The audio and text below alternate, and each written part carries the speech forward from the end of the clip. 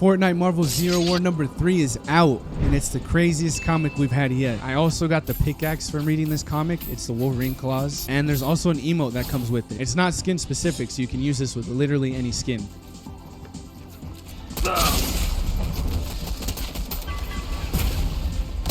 Oh my god, let's go. We're on Reality Zero's Ice Moon with Paradigm, the Foundation, the Scientist, and Iron Man. Paradigm explains that she was able to survive the harsh environment because her armor had kept her in stasis. While she's waking up from stasis, the Foundation really wastes no time calling her a traitor. He threatens her and demands a reason why she shouldn't be eliminated right now. She tells the team that she really had no choice. Once the Imagined Order realized how uniquely qualified she was to pilot the mech, they gave her two options. Either she helps them fight off the monster from chapter 1 season 9, or they build a doomsday device, wipe out the monster and every being on the island just so they can start fresh and redesign everything. She disagreed with that, so she decided to take the lesser of two evils.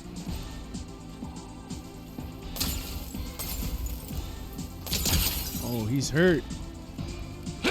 Oh my god. The Foundation reluctantly believes her, but he decides not to let his guard down. They then shift their focus to more pressing matter, how they're gonna get the mech back to the Reality Zero island and fight off the Imagined Order. It doesn't really seem like there's any hope for them because they don't have the parts necessary and they can't do it expeditiously. That's when Tony Stark informs her that Spider-Man has a team down on Reality 616 and they're looking for the 0 point shard. We jump right into battle with Spider-Man, Wolverine, the Imagined, Agent Jones, and Shuri. They're fighting off an entire horde of the hybrids. Agent Jones has to keep reminding everybody that they need at least one of the hybrids alive because they have to question him. Once they have the last hybrid tied up, they unmask him and start asking him questions, but they don't speak his language. All he can do is hiss. Not even Agent Jones can translate what he's saying, and he speaks over 342,000 languages. After they realize that plan has failed, they decide to set up camp and refresh themselves with some freshly cut Triceratops. As they're gathered around the fire, Jones starts explaining to Shuri all the events that have transpired to get them to this point. Meanwhile, the Imagined and Wolverine are getting to know each other's histories a little bit better. Did you know that Wolverine's almost 200 years old? The Imagined shares with Wolverine that her and her sister, the Order, were genetically modified before they were even born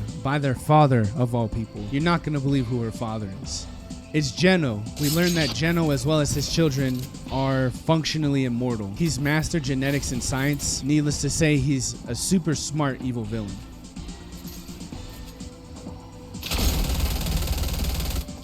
Dude, this bot is running. Rookie. He's obsessed with perfection to the point where he actually placed a bet with one of his colleagues in the inner circle. His bet was he would put the Imagined and the Order on the Fortnite island. They would come out on top and finish within a specific amount of time. They battled their way through it and finished the fight, came out on top, but not to the time that either of them were expecting. When the Imagined and the Order showed up back at home, they were surprised that they had seen mirror images or snapshots of themselves in real life. Their father was upset, so he ended up replacing them with better, more perfected versions of themselves. While she's explaining this to Wolverine, he comforts her and lets her know, regardless of how big a tool Geno is, the Imagined and her sister still have each other. And it's clear that to one another, at least from Wolverine's perspective, that they are special to each other. As Wolverine starts to slowly walk away from her so she can deal with her feelings, she quickly grabs him and turns him around and kisses him passionately. Now you know why I'm rocking his claws with this skin. Jones wraps up the history of events with Shuri. Shuri decides to go to bed now that she's all caught up on everything. But she also invites Agent Jones to go ahead and meet up with her if he can't sleep, so they can discuss more scientific and critical discoveries.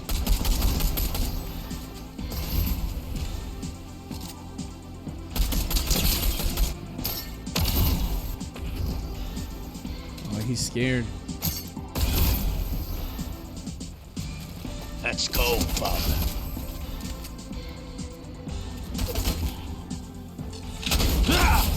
Thank you. Spider-Man sees this exchange and recognizes it as flirting, and he reminds Agent Jones, "You're a married man, right?" Agent Jones is like, "Well, yeah, of course I am, but here's the deal. Did both these guys just die?" And this is where we learn a little bit about Agent Jones. He did have a wife and kids. He did have a family back home. However, when he decided to work with the Imagined Order, he kind of gave up any hope of actually experiencing life with them because he had to stay on the Fortnite Island or Reality Zero and work for the Imagined Order.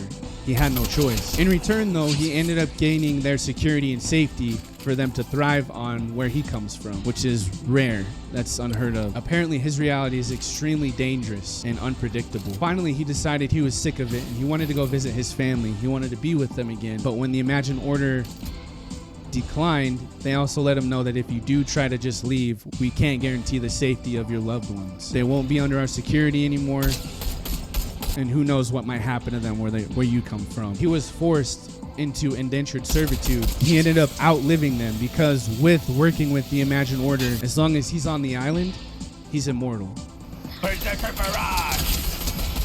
No, bro, you're not doing that to me. You're not doing that to me.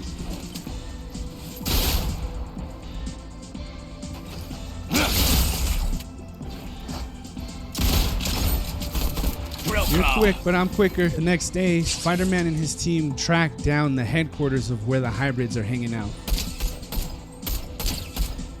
If you remember from the last comic, Spider-Man was talking about Stegron, one of his old villains. Stegron ended up creating some type of base, but it looked way more sophisticated than usual. Once Stegron had run into them, they saw that High Evolutionary was actually the one who had built their base of operations.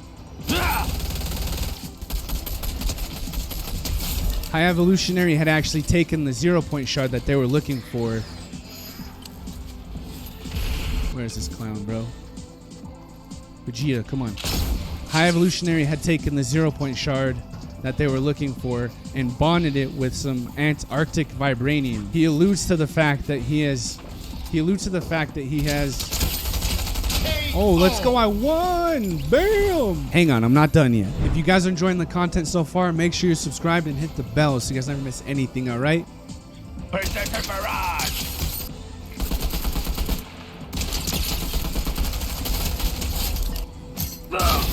Get out of there.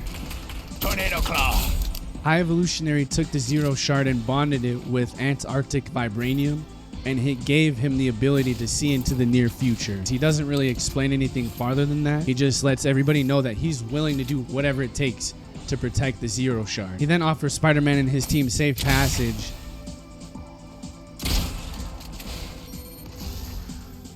Right here with you, bro.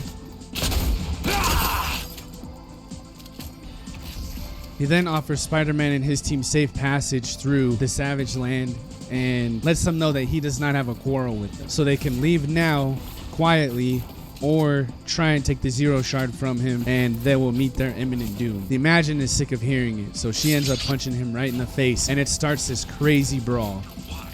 Fortunately or unfortunately. Just say all glue.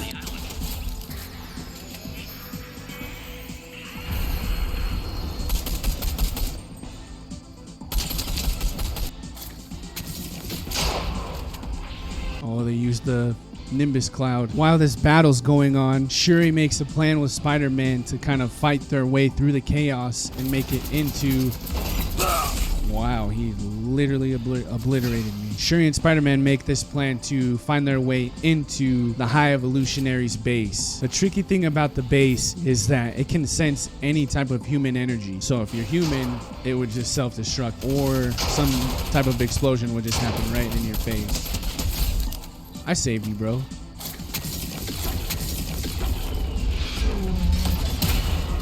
This guy, bro. So on the count of 3, Shuri turns into a murder of crows and distracts the High Evolutionary. Spider-Man swings inside the base, and since he has spider DNA in his body, he's undetected by the security systems. As Spider-Man is communicating with Shuri, he's looking for an area where they might be holding the 0 shard. He stumbles upon an open door, and suddenly a huge energy blast shoots through the open door. I told you guys we had to worry about this, man. It's Dr. Doom who shoots the energy beam at Spider-Man. Dr. Doom informs Spider-Man that it was his elaborate scheme all along to bring him to Stegron and High Evolutionary's base in order for Dr. Doom himself to steal the 0-point shard. If you remember, in the first Marvel Zero War comic, the last page is Dr. Doom accepting a role in Geno's inner circle, right? This is the work that he has schemed up to make happen. And just like rats in a maze, we were led right to the cheese, which is Dr. Doom's trap. The hybrids, all Doom's idea. Us going to search for Paradigm on the Ice Moon, Doom's idea. We've been getting played by him this entire time. After he shares this news with Spider-Man, Doom opens up a rift to go to Reality Zero so he can take the shard back to Geno. But through that rift is 2 more hybrid skins that Spider-Man has to face off alone. The words that he leaves Spider-Man with are, "All creation is safe in the hands of Doom." Whatever that means, it kind of sounds like he's gonna try and shape reality himself with the 0-point shard. The battle outside High Evolutionary's base then stops. They all come together and realize that they have a common enemy. But High Evolutionary has other plans. He's gonna ensure the safety of Reality 616 while Spider-Man and his team go and fight with the resistance against Geno and the Imagined Order. Jones then pulls out his rift gun and sends the entire team back to Reality Zero to rendezvous with everyone else. As they're leaving, High Evolutionary wishes them luck on their journey, and they go through the portal to Reality Zero. After they leave, Stegron asks High Evolutionary if he has deceived them in a way.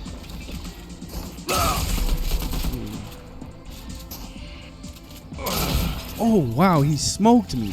Good job. High Evolutionary informs Stegron that this isn't a time to be petty and hell-bent on revenge, so they gotta work together somehow. He then instructs Stegron and his dinosaurs to box up a bunch of genetic research and materials so he can hopefully preserve them through whatever's gonna end up happening. He states that it's something unthinkable yet inevitable. He then states it's not the end of this reality we need to worry about, but the end of realities throughout each and every universe. I told you it was crazy.